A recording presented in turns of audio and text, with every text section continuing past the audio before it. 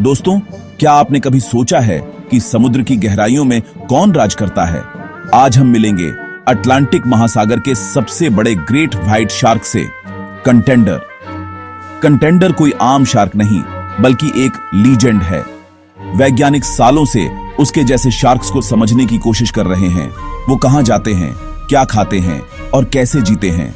Contender की कहानी विज्ञान, रोमांच और प्रकृति के रहस्यों को जोड़ती है।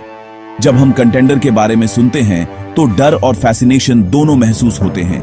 वह सिर्फ एक शिकारी नहीं, बल्कि समुद्र के इकोसिस्टम का रक्षक है।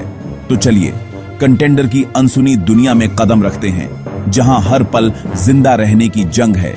यह सफर आपको हैरान कर देगा और शायद शार्क्स को देखने का आपका नजरिया भी बदल देगा। कंटेंडर अटलांटिक का सबसे बड़ा ट्रैक किया गया ग्रेट व्हाइट शार्क है। लगभग 16 फीट लंबा और वजन 1700 किलोग्राम। उसकी उम्र 50 साल से भी ज्यादा हो सकती है, यानी वह दशकों से समुद्र का गवाह है। कंटेंडर को टैग करना नोवा स्कोटिया के पास एक बड़ा वैज्ञानिक कारनामा था। सैटेलाइट टैग से हमें उसकी लोकेशन, गहराई और पानी के तापमान का डेटा मिलता है। टैगिंग के बाद पता चला कि कंटेंडर एक सच्चा ओशन नोमैड है। वह कनाडा से फ्लोरिडा तक हजारों किलोमीटर तैरता है।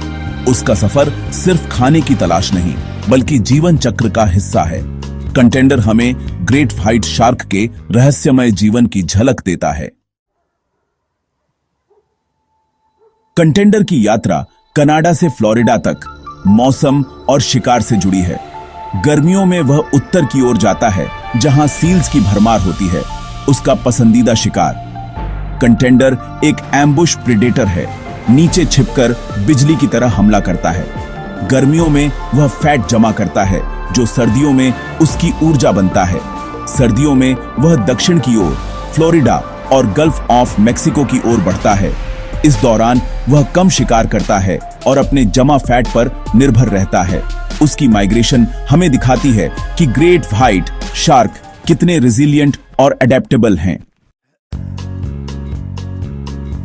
कंटेंडर को ट्रैक करने से वैज्ञानिकों को ग्रेट व्हाइट शार्क के जन्म स्थान के रहस्य सुलझाने में मदद मिल रही है।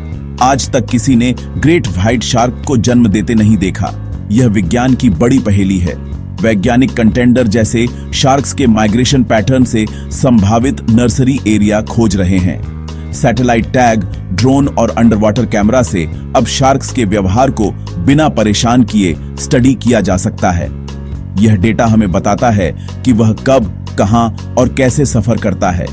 इन जानकारियों से शार्क्स के संरक्षण के लिए मछली पकड़ने और शिपिंग लेन को नियंत्रित किया जा सकता है। कंटेंडर सिर्फ शिकारी नहीं, बल्कि विज्ञान का दूत भी है। कंटेंडर जैसे ग्रेट व्हाइट शार्क समुद्र के इकोसिस्टम के संतुलन के लिए जरूरी है। वे बीमार और कमजोर जीवों का शिकार कर फूड चेन को स्वस्थ रखते हैं। कंटेंडर सील्स की आबादी को नियंत्रित करता है, जिससे मछलियों की संख्या संतुलित रहती है। उसकी मौजूदगी छोटे शिकारियों के व्यवहार को भी प्रभावित करती है। एक बड़े शिकारी का गायब होना पूरे इकोसिस्टम को बिगाड़ सकता है। कंटेंडर की कहानी दिखाती है कि विज्ञान और संरक्षण साथ मिलकर क्या कर सकते हैं। वह हमें याद दिलाता है, असली शक्ति संतुलन बनाए रखने में है, विनाश में नहीं।